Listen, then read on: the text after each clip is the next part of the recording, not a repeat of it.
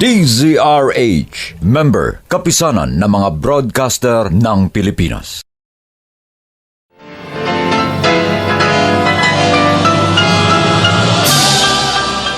Buong karangalang inihahandog ng DZRH para sa bagong milenyo, ang isa pang magandang dula, May Pangako, ang bukas. Ako pa ba ang walang utang na loob? Pinagsilbihan ko kayong lahat. Tiniis ang paggadlang niyo sa aking mga pangarap, ang pananakit, pagmamalupit, at mga paninisi niyo. Ngayong dumating na sa sukdulan ng lahat, sinusumbatan niyo pa rin ako? Itong tandaan niyo, maaabot ko rin ang langit! May Pangako, ang bukas. Kasaysayan ng mga kaluluwang lupaypay na ang pusong hapong-hapo sa tindi ng malabis na pagdurusa.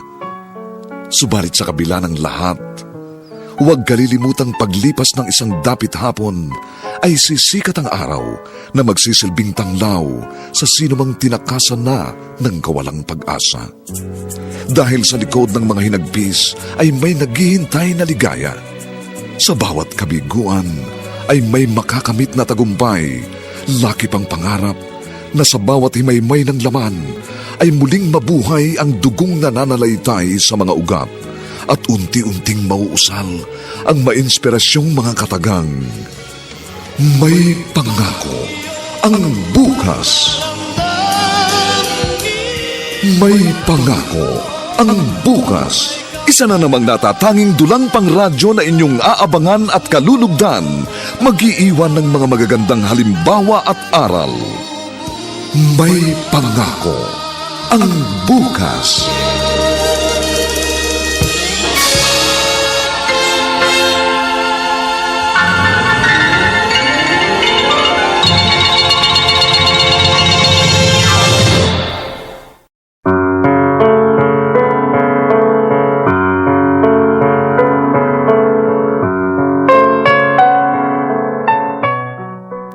Magandang umagang muli sa inyong lahat, mga giliw naming taga-subaybay. Narito na po ang ika-4 na kabanata ng ating tampok na kasaysayan sa linggong ito, pinamagatang Maaabot ko rin ang langit. Dito pa rin sa ating natatanging dunang May Pangako, ang bukas.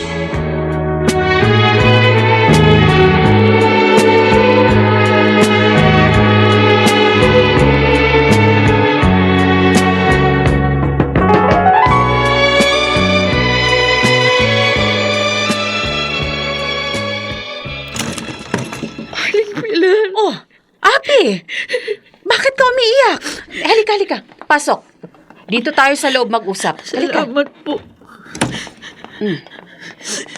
Ngayon, sabihin mo, anong nangyari? Bakit ka umiiyak? Pinagalitan ka na naman ba sa inyo? Alam ko na ang katotohanan. Oh. Hindi pala ako tunay na anak ni Itay. Kaya pala siya malupit sa akin. Abi. Aling Pilar, ang sakit.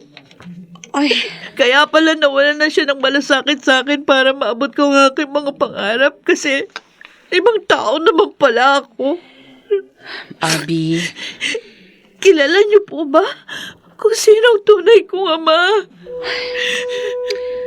Ang nanay mo lang ang siyang nakakakilala sa kanya. Pero, hindi na siya lumitaw nang magbuntis si Tonya. At walang nakaalam kung nasaan siya. Parang uli lang lubos na pala ako. Nag-iisa na lang pala ako. Tahan. Hindi ka naman nag-iisa. Narito kami ni Mang Desto mo. Mga kaibigan ng nanay mo. Handa ka naming tulungan. Damayan. At higit sa lahat, nariyan lang ang Diyos. Tawagin mo lang siya at sasamahan ka niya.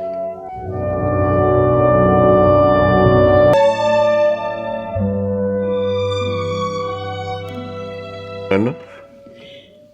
Natutulog dito ngayon si Abby? Oo. Pinatulog ko muna dito kasi nga magang-maga na mga mata sa kaiiyak. Eh baka kung saan siya magpunta kung pauuwiin ko sa kanila. Bakit? May nangyari na naman ba? Narinig niya ang sinabi ni Gardo sa mga anak niya.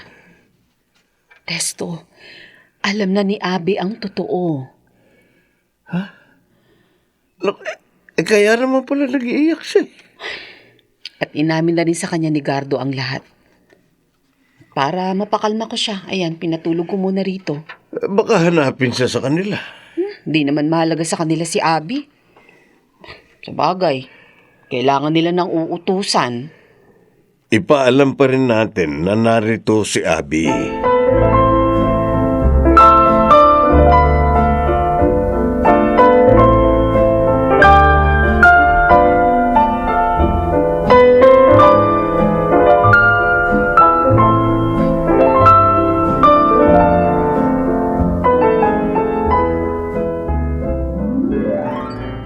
Kakainis naman, oh. Gabi na, wala pa si ate. Bakit ba? Alis ako eh. Walang titingin kay baby. Ikaw talaga oh. Yan pang paglalamierda mong iniisip mo. Nagkakagulo na nga dito sa bahay. Ikaw, Tyron, ha? Sumusobra ka na ng pangingialam sa akin. Mas matanda ako sa'yo, Cindy. Una akong ipinanganak. Gusto mo, magsumbong na ako kay Itay? Tyron naman eh. Kasi naman si ate Abby. Saan kaya nagpunta yun? Malamang nagpapalipas ng sama ng loob. Kaya ikaw, ayusin mo ng pagiging nanay mo. Dahil ngayon, alam na ni Ate Abby ang lahat. Baka tuluyan niya na tayong iwan. Kaya pangatawanan mo na pag-aalaga sa anak mo. Tingin mo, gagawin niya yun?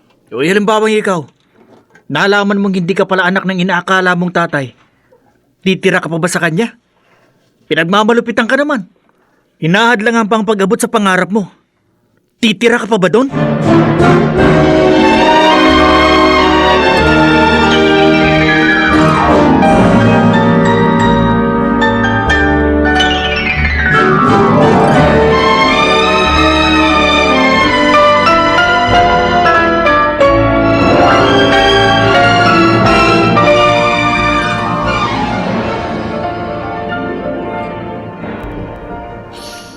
Bakit dala mo mga gamit mo?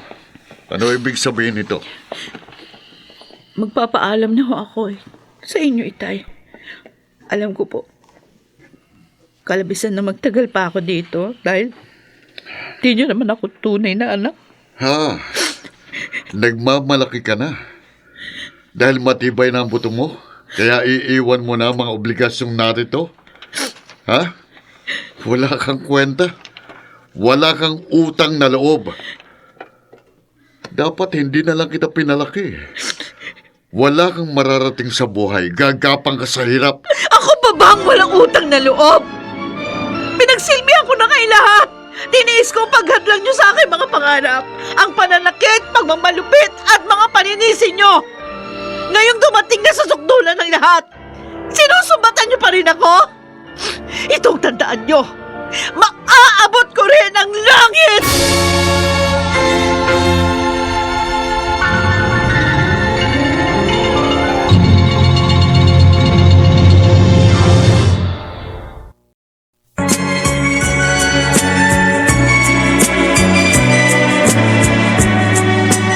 At ngayon, balikan natin ang tampok na kasaysayan sa ating dulang.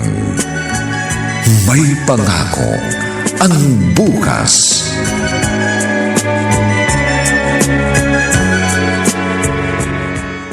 Itay, hindi niyo siya dapat pinayagan umalis eh. Sino na ngayon nagagawa dito sa bahay ang mag-aalaga sa anak ko? Sinabi ko na sa'yo, Cindy. Dapat noon ba pinagandaan mo na yan?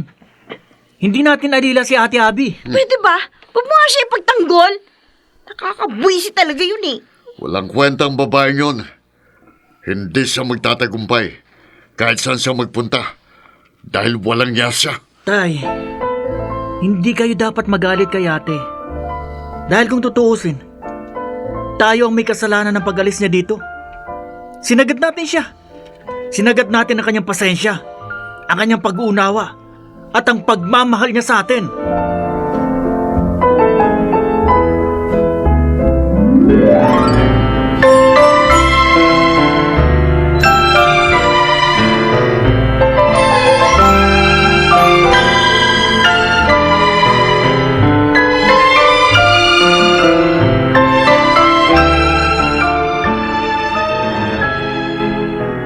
Nahugasan ko na po lahat yung mga ginamit natin sa pagluluto at pagkain, Aling Pilar. Ay, oo nga. Malinis na dito sa kusina. Ang bilis mo, ah. Dahil po yan sa tulong ng smart dishwashing. Buti na lang, ito rin palang gamit nyo. Ay, talaga. Ay, siya nga pala, may iba ako. Po, Bukas na ang simula ng trabaho mo sa patahian ng kaibigan ko. Anong plano mo? mag-iipon po ako at titingnan ko kung meron akong maaaring maging negosyo na maliit lang ang puhunan. Eh, paanong pag-aaral mo? Gagawin ko pa rin ho yun pag may sapat na akong ipon. Humahanga ako sa mga pagpapasya mo. Sana lang, Abi, Po, huwag kang magtanim ng galit kina Gardo. Sana huwag mong kalimutan ang mga panahon ng iyong kabataan. Minahal ka niya at itinaguyod.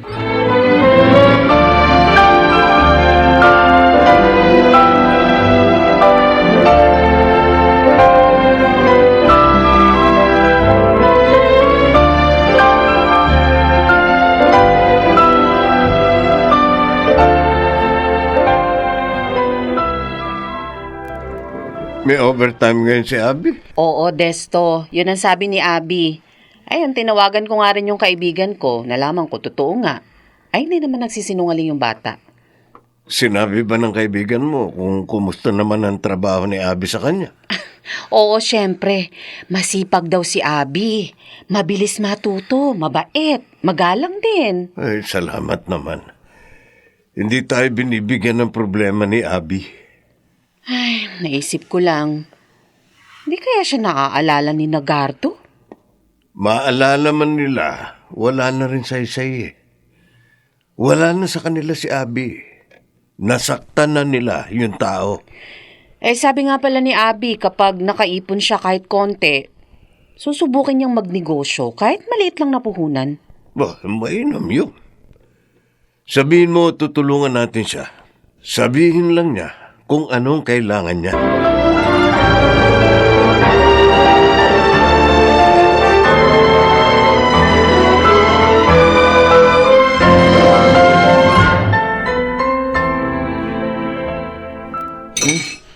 Ano bang klaseng sinangag ito, Cindy?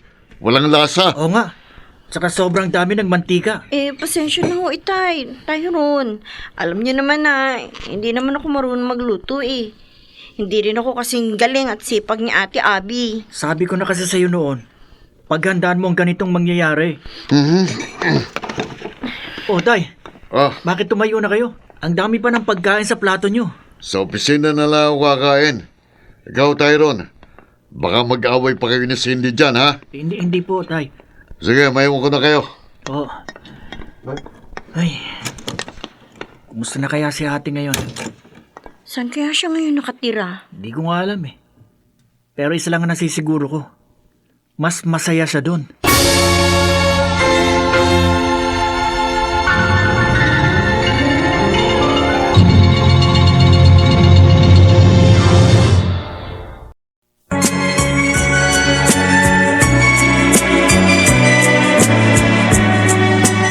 At ngayon, balikan natin ang tampok na kasaysayan sa ating dulang. May pangako ang bukas.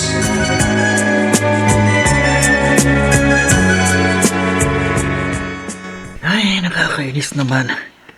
Kanina pa ako nakahiga. Pero hindi pa rin ako makatulog. Sina Ite at Cindy kaya. Tulog na. Mabuti pa tingnan ko. Makainom na tuloy ng tubig. Ay, nagtitimpla na lang ako ng gatas. Baka sakali makatulog ako. At teka, gising pa rin pala si Itay. Hayun siya sa kusina. Umiinom na naman ng alak. At umiiyak. Patawarin mo ko, Tonya. Nagkamali ako. Maling-mali. Binabanggit niyang pangalan ni inay.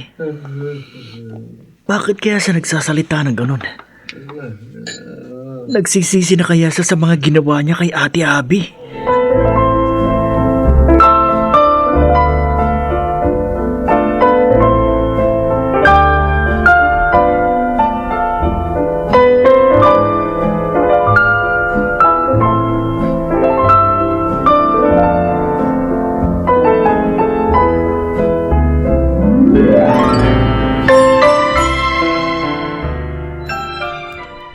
Aba, lechong manok yung dala mo At may paborito ko pang pansit.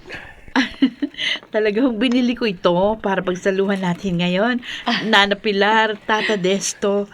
Kaya hindi na ho magluluto ng hapunan. Ay, salamat, Abi. Gumastos ka pa. Oo nga. Ikaw tong kailangan ng pera para sa negosyong gusto mong simulan. Nag-iipon naman po ako para doon. Pero ito po, pasasalamat ko po sa inyo. Sa pagtulong at pagkupkup niyo sa akin. Kung wala kayo, baka kung ano na nangyari sa akin. Itong batang to, lagi ka na lang nagpapasalamat sa amin. Alam mo, masaya kami sa ginawa namin, Abi. Para kaming nagkaroon ng anak sa katauhan mo. At hangad namin na maabot mo mga pangarap mo. Kaya nga lumipat tayo ng tirahan ng kupkuping ka namin. Gusto naming gumaling ang sugat ng iyong puso. At patuloy ka namin tutulungan. Maraming salamat po uli. Pangako po, tutubasan ko ng pagmamahal at pagmamalasakit ang inyong kabutihan.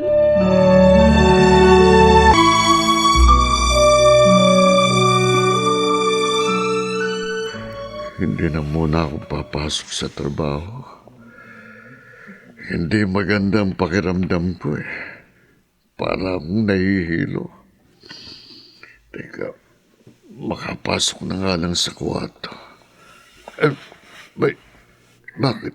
Hindi ako makatayo. Hilong-hilo ko. Tay, eto na po yung bill natin sa ilaw at tubig. Oh, Anak, bakit namumutla kayo? Nakahawak pa kayo dyan sa sopa. hilong-hilo ko, anak. Hindi ako makatayo.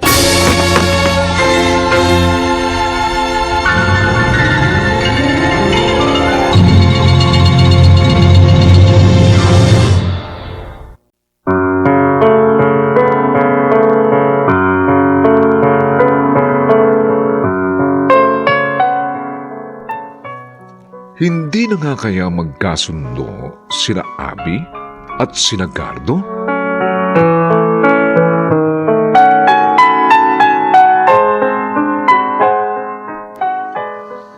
Ang mga bituin ng radyo na nagbigay buhay sa ating pagtatanghalay sina Phil Cruz, Chiquit del Carmen Amor, Maynard Landicho Jr., Jenaline de la Cruz, Lionel Benjamin at si Rosana Villegas sa papel na Abby. Nilapatan ang angkop na tunog ni Jerry Mutia. Sa musika ni Buboy Salonga. Superbisyong teknikal ni Bong Muyar at Eric Lucero. Ang kasaysayang ito'y mula sa panulat ni Telma Corporal Alcantara at sa direksyon ni Bobby Cruz. Ito mo inyong kaibigan June Martin de Gaspi, nag-aanyayang huwag po ninyong kaliligtaang sundan at pakinggan ang kapanapanabik at madamdaming huling kabanata ng kasaysayang ito. Maaabot ko rin ang langit. Dito pa rin, sa ating natatanging dunang, may pangako ang bukas.